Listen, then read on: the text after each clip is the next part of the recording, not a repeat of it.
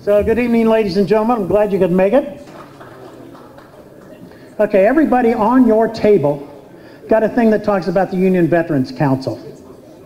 We have 197,000 plus Union veterans in Illinois who should be members of the Union Veterans Council. If you're a veteran and you're not a member, this tells you how you sign up. If you're not a veteran, take this back to your union meeting, spread the word. Let's build some union power among our union veterans in Illinois. We're 197,000. We want to be 197,000 strong. Cecil Roberts is going to introduce our speaker shortly. But if you didn't know, Cecil's been fighting in the mine wars since he was really young. He's been president of the mine workers longer than anybody else. I'm not going to hold any more words here for Cecil because we all know how great he is. Cecil, come on up. Fire these people up.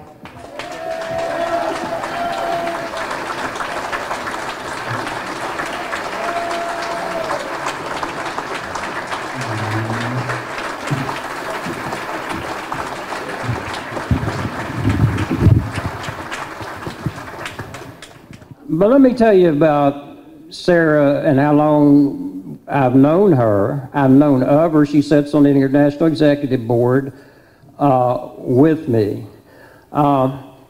She was on the board for like 2 years and we barely spoke. We said, hello, hi, nice to see you. And 50-some of us on the AFL-CIO Executive Council and trying to make determinations for 11 million people in this country. As an awesome responsibility. We pass a lot of motions and and we write a lot of nice letters, but some of us believe you got to turn those things into action. You got to take it from the boardroom out into the streets. Yeah, you got to sometimes get off your asses and on your feet and get out the door and hit the street. You ever heard that? So after about 2 years, I walk into the executive council meeting and I was early and Sara was there. So Sara holds up her hand and she said, this movement needs a win. And these coal miners, these retirees from the UMWA have been carrying this fight now for years. And it's time for the rest of us to stand up for them. Half of us, she said, half of us, meaning the unions, wouldn't be here if it wasn't for the United Mine Workers of America. And that is true.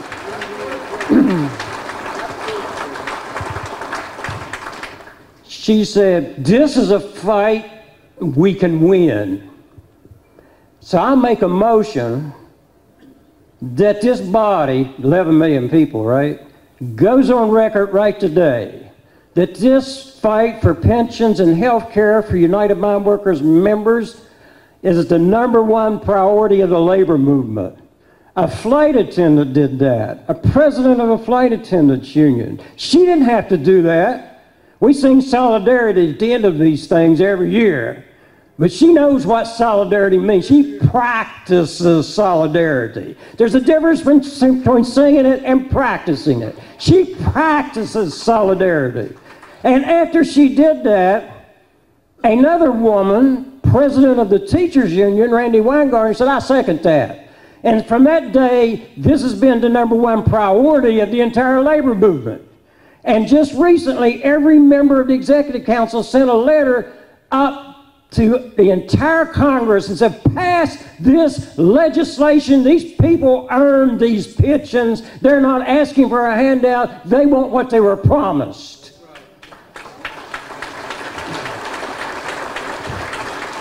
It wasn't long after that, that she went to Consol picket line with us, marched with coal miners, rallied with coal miners, did videos for us saying we need to protect the pensions of UMWA retirees and their health care. And it wasn't long after that. She went to Columbus with us when we put 12,000 to 13,000 people in Columbus. When people said you can't put that many people anywhere anymore. And she spoke there.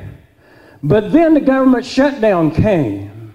And the strongest voice to end that government shutdown wasn't a congressman, and it wasn't a senator, it was the president of AFA that ended that government shutdown, which is, we'll shut this country down if we have to, because we're not going to work for nothing. Now, somebody suggested a few minutes ago that she might be president of the AFL. I think she ought to be president of the United States of America, is what I think. So I give you my friend, my sister, Sara Nelson.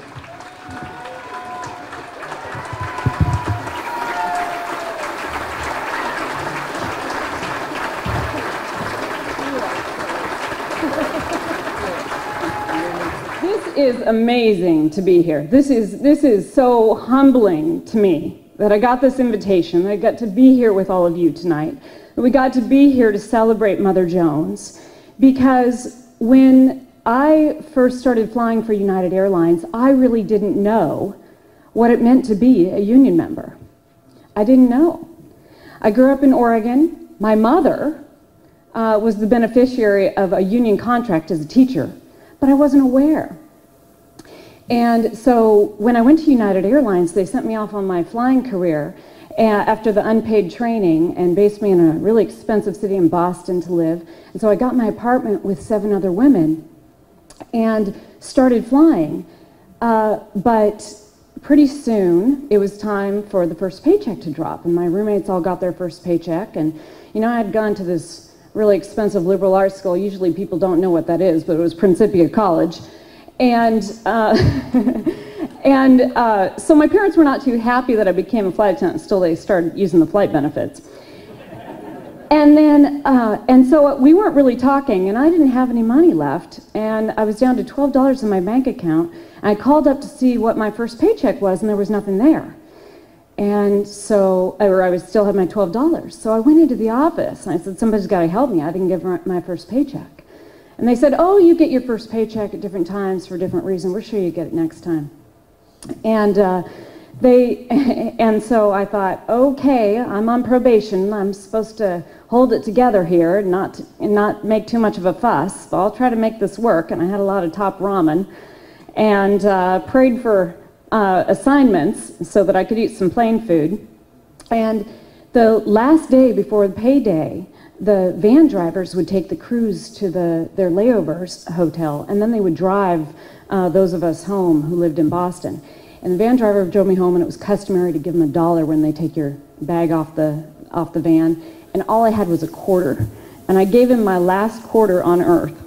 And I was mortified. I went home to that apartment, and there was nobody else home. There was nothing in the cupboards. And so the next day, while I was waiting for that paycheck to drop, I put on my uniform and I did what we call jump seating to Chicago and back, where you sit on the flight attendant seat there and back so I could eat some more plain food. And when I landed in Boston, checked my bank account, and there's still nothing in it. Now it's a big goose egg, 0. So I went down into the office and I said, somebody's got to help me.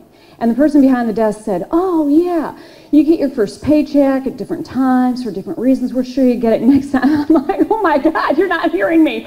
And now I started to get more excited than somebody should on probation, and the tears started to roll. And all of a sudden I had this tap on the shoulder that changed everything. I turned around and there's somebody standing there who looks just like me, or at least she's wearing the same uniform. And she's asking me how to spell my name. She's holding her checkbook. She hands me a check for $800. And she says, number 1, you go take care of yourself. And number 2, you call our union. I did call our union. I had my paycheck the very next day. But I learned everything I need to know about our union in that moment when she was standing in front of me. Because they fought for me in a way that I could never have fought for myself alone. And in our union, we are never alone. Never alone.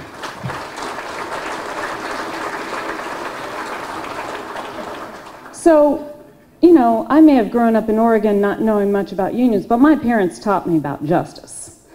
And so pretty soon after this happened to me, I started seeing injustices everywhere, and I had kind of a loud mouth.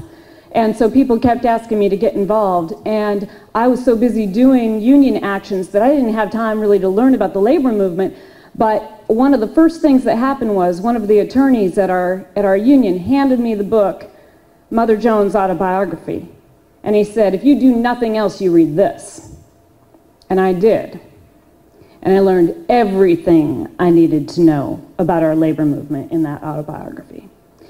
So between that and watching Cecil on YouTube, I learned how to be a labor leader. And I'm serious about that. The capitalists say there is no need of labor organizing, but the fact that they themselves are continually organizing shows their real beliefs. The capitalists want the most labor for the least money. The laborers want the most money for the least labor. Workers produce wealth and build the world's palaces, but they neither use the wealth nor dwell in the palaces. If you would only realize that you hold the solution of the whole problem in your own hands, you could settle the whole question easily. If, for instance, instead of striking in small groups, every industry in America were to hold up, the capitalists would be obliged to yield to any and all demands, for the world could simply not go on.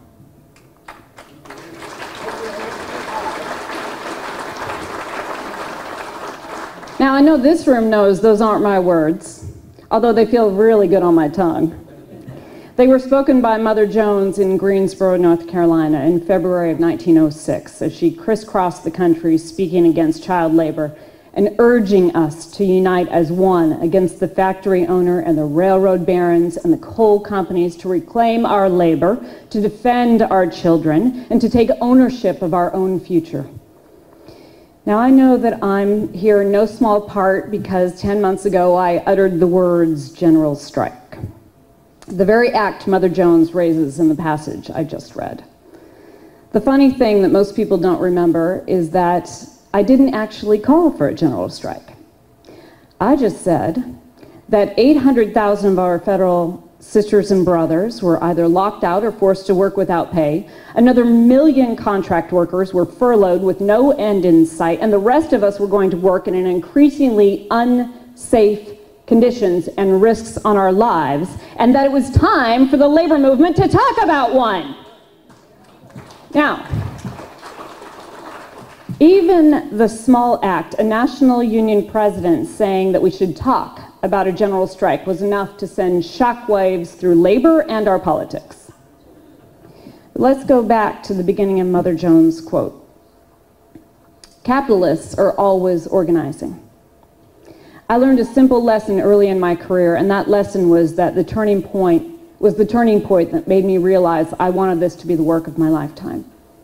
Just 5 years after I started my flying career, the events of September 11th changed everything.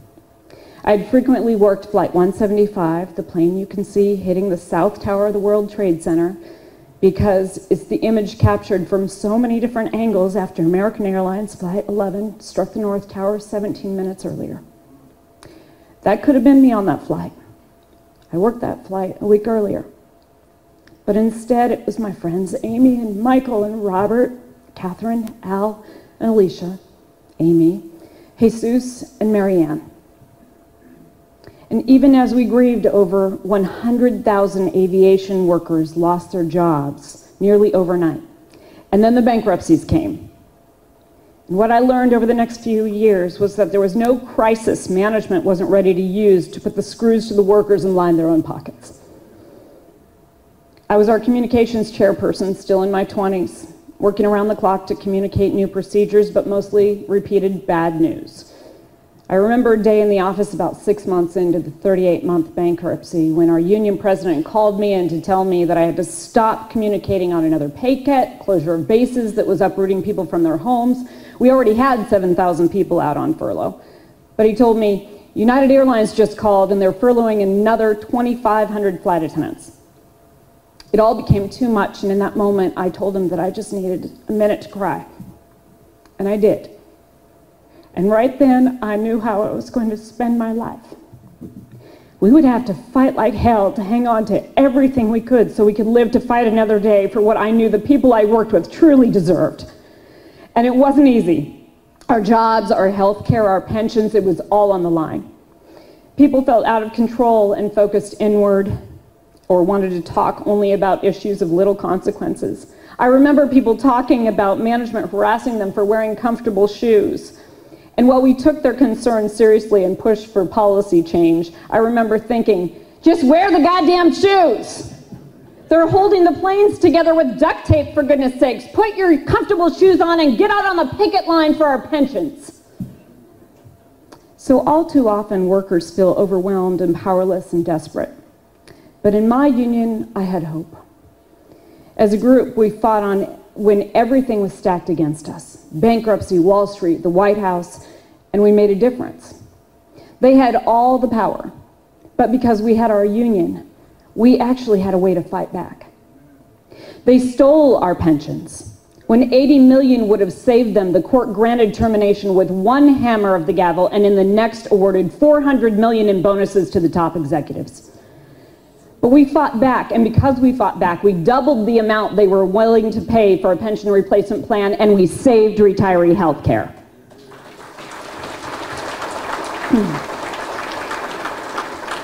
Now, I think about those days all the time. I think about them as our union refuses to fall prey to the callous greed that the capitalists would have us want to say, I lost my pension, so you should lose yours too. No, no. I lost my pension, and I'm gonna fight like hell to make sure you don't lose yours too. We work, they don't, we know which side we're on your side.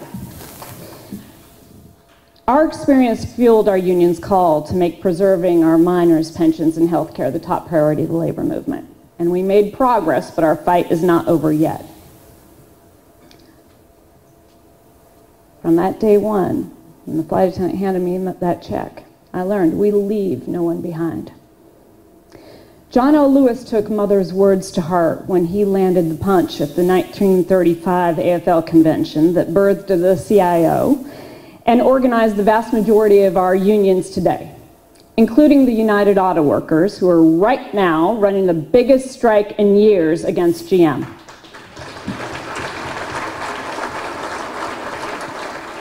So think about that. Mother's spirit is in this strike too, as workers reject the I've got mine mentality. Tonight we celebrate Mother Jones, John L. Lewis, and the United Mine Workers of America for giving us the ability to fight. And the strike is our tactic, but solidarity is our power. And because we're in Illinois, we also have to recognize that we are heading to another major strike, with courageous teachers in Chicago who taught us that even when we were walking in the wilderness in 2012, that we can still do this as a labor movement. They organized that strike and they won in Chicago, and they bargained for the common good, and they showed us how it's done. And they also embodied the spirit of Mother Jones. Now, I think about what management did to organize for their benefit in the wake of 9/11.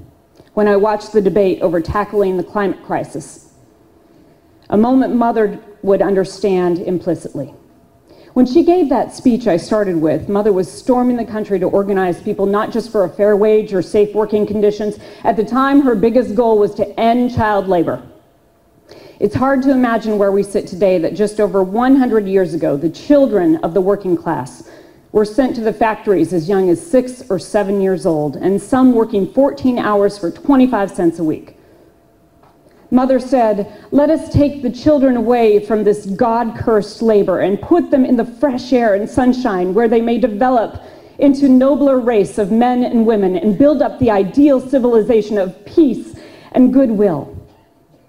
She traveled the country speaking of the evil of child labor, not just for the children's lives destroyed in her day, but for the horrors it meant for our collective future.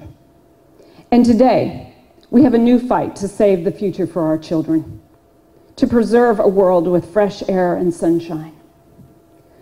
I want to be crystal clear. The capitalists are organizing for the coming climate emergency. They never let a crisis go to waste. Today, working people have two choices. We can come together, find solutions that give us all a fair shot and preserve the future of our environment, or we can allow the wealthy and powerful to use hate and fear to divide us. We can fight amongst one another. We can allow the wealthy and powerful to exploit our labor and ravage our land until it's too late.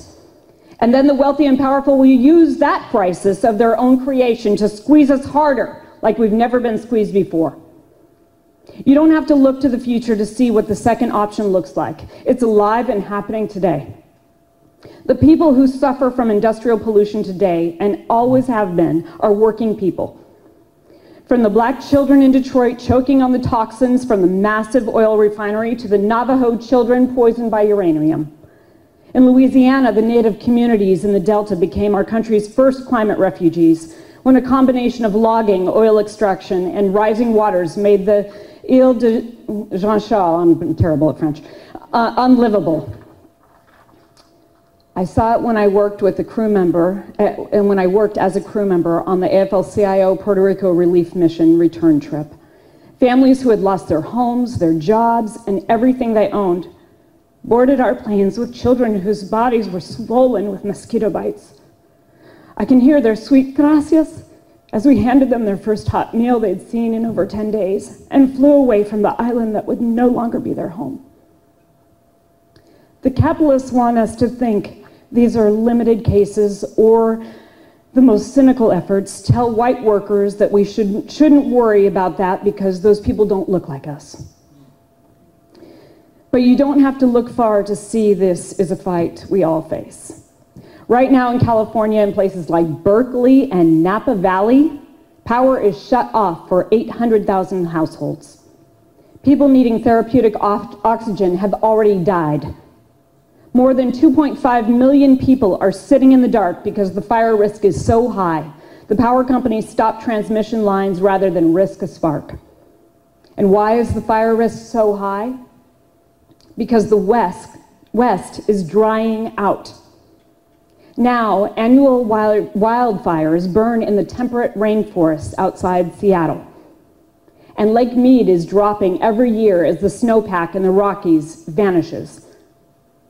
At the same time, prime farmland across the Midwest was drowned this spring in yet another 100-year flood. Seawater floods the streets of Miami for days in a row just a month ago. And this summer, the Arctic and the Amazon were burning. We have no time to waste. Make no mistake, the capitalists are organizing. We must too.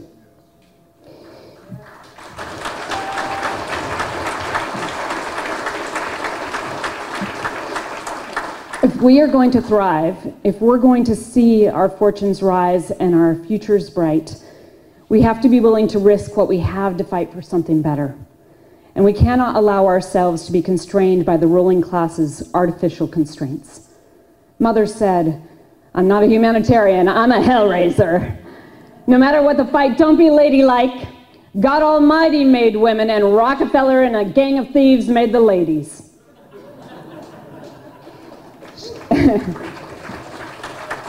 She wasn't afraid to break convention, and we can't either. In Arnott, Pennsylvania, workers who had been on strike against the coal barons for months asked her to come and help them. When she arrived, the workers had prepared to end the strike. She urged them on. Then the company brought in the scabs. In her own words, what happened next? "I told the men to stay home with the children for a change and let the women attend to the scabs. I organized an army of women, housekeepers. On a given day, they were to bring their mops and brooms, and the army would charge the scabs up at the mines. The general manager, the sheriff, and the corporation hirelings heard of our plans and were on hand. The day came, and the women came with the mops and brooms and pails of water. I decided not to go up to the drip mouth myself, for I knew they would arrest me, and that might root the army. I selected as leader an Irish woman who had the most picturesque appearance. She knew how to use her assets. She slept late, and her husband had been told to hurry up and get into the Army. She had grabbed a red petticoat and slipped it over the thick cotton nightgown. She wore a black stocking and a white one. She had tied a little red fringe shawl over her wild red hair. Her face was red and her eyes were mad. I looked at her and felt that she could raise a rumpus.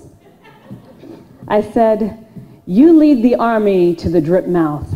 Take that tin dishpan you have with you and your hammer. And when the scabs and the mules come up, begin the hammer and howl. Then all of you hammer and howl and be ready to chase the scabs with your mops and brooms. Don't be afraid of anyone." Up the mountainside, yelling and hollering, she led the women. And when the mules came up with the scabs and the coal, she began beating on the dishpan and hollering, and all the Army joined in with her. The sheriff tapped her on the shoulder. "My dear lady," he said, "remember the mules, don't frighten them." She took the old tin pan and she hit him with it, and she hollered, "To hell with you and the mules! To hell with you and the mules." The ruling class puts rules in place, civility and decorum, to hold us back. They give us just enough to make us think we have something real to lose. If we're not willing to break the rules, right, Brother Cecil? They will continue to take until there's nothing left. I might sound a bit dire up here, but the truth is I do have hope. I have hope because I know we can win. I have hope because I believe we will win. We are seeing something today unlike anything in generations. In the early years of this movement, even before Mother Jones's time, workers were ready to put everything on the line, in part because they had almost nothing to lose, in part because they saw that the American dream was an empty promise unless they made it real. Workers rose up. There were mass strikes and violent crashes. As we moved into the Great Depression, riots and strikes forced the government to give us new rights and to win peace. Rights to organize, to bargain, and to stand on level with management and to win real improvements. After the war, the Reuther brothers took us even further. The UAW helped create the middle class. They made measurable, meaningful gains for working people, not just for auto workers, but for all of us. That's not a failure, but they also traded away some of our most important power. Here's something Mother knew. You must always have a fight, or you will lose the muscle you need to keep fighting. She said, "You will fight and win, fight and lose, but above all, you must fight." Today, after decades where it seems like workers could do nothing but lose slowly, we are on the rise again. More workers walked off the job in 2018 than in any year since 1986. In 2019, hundreds of thousands have walked off the job, and hundreds of thousands more didn't have to because management saw that they were serious. Grocery clerks from Manchester to San Diego, healthcare professionals across California, hotel workers in Boston, Las Vegas, educators from Little Rock to Los Angeles to Chicago, flight attendants in Hawaii and Milwaukee, rideshare drivers in LA and New York. More workers than I can name. And they're not just walking off for a raise, though that's an important part of it. Wayfair workers in Boston organized a walkout to protest their employer's collaboration with child prisons on the border. Chicago educators are demanding affordable housing investments so their students will have safe places to live.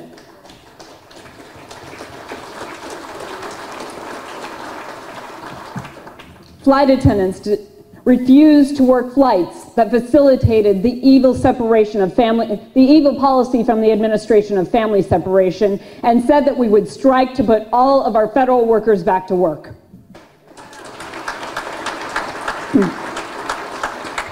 And the more we use our power, the more that we see that it is boundless. Some people think that power is a zero-sum resource, but here's the truth.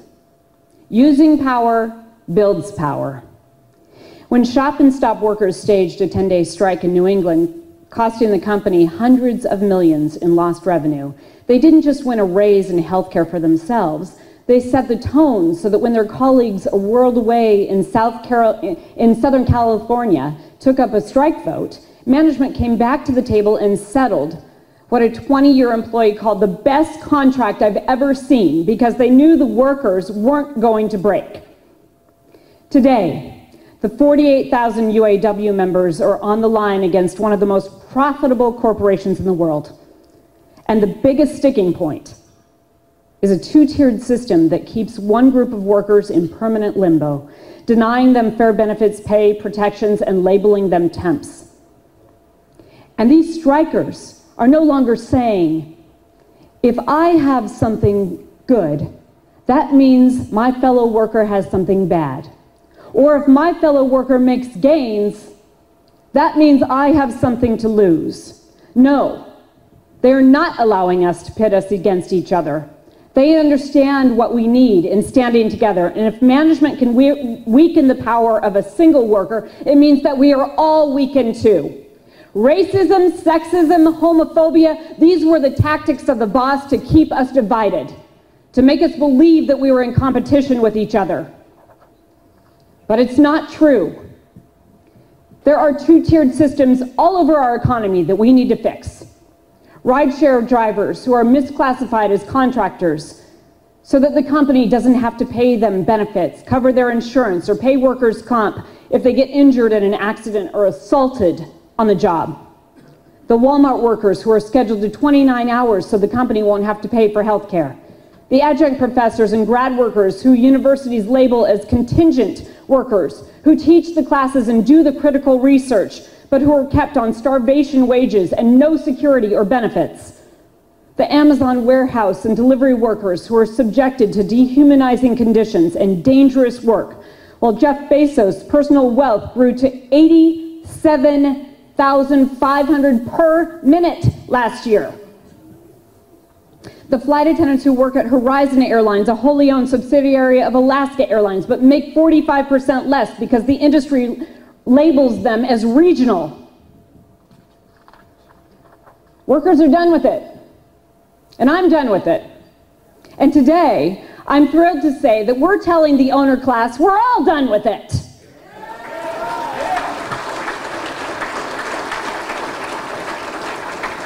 Now, I learned the hard way at the bargaining table with some of the world's most powerful corporations, stacked with even the power of the bankruptcy court, that solidarity and the courage of working people is the greatest force for good in humanity. So let's use it. Let's spread the word that the labor movement belongs to all working people, that all workers deserve dignity, that our immigrant workers are the ones who formed the original members of the United Mine Workers of America, who said to hell with the boss for trying to keep us separated by putting us together in a workplace where they think we can't talk to one another. When one of us dies in the mines, it doesn't matter where we came from or what skin color we have. We're in this together. So we need to use what we have learned and what we know and spread the word that the labor movement belongs to all working people. Women, people of color, young people, join unions, run unions. We need their vision, passion, creativity, and leadership. We need to spread the word that unions are for everyone. If you're done with poverty, build your union. If you're sick and tired of pension defaults for Main Street and stock buybacks for Wall Street, build your union. If you're tired of having to choose between dying and putting your family into financial ruin, build your union. If what you want for yourself is what you're willing to want for somebody else, even if they are different from you, build your union. And if we're going to make that real, we have to have one another's backs. And that starts right here in this room. So look around to the people all around you. Look them in the eye right now and tell them, I've got your back.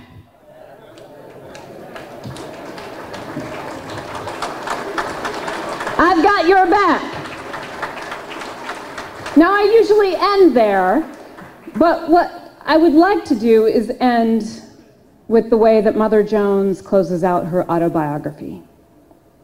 She said, "In spite of oppressors, in spite of false leaders, in spite of labor's own lack of understanding of its needs, the cause of the worker continues onward. Slowly his hours are shortened, giving him leisure to read and to think. Slowly his standard of living rises to include some of the good and beautiful things of the world. Slowly the cause of his children becomes the cause of all. His boy is taken from the breaker, his girl from the mill. Slowly those who create the wealth of the world are permitted to share it. The future is in labor's strong, rough hand."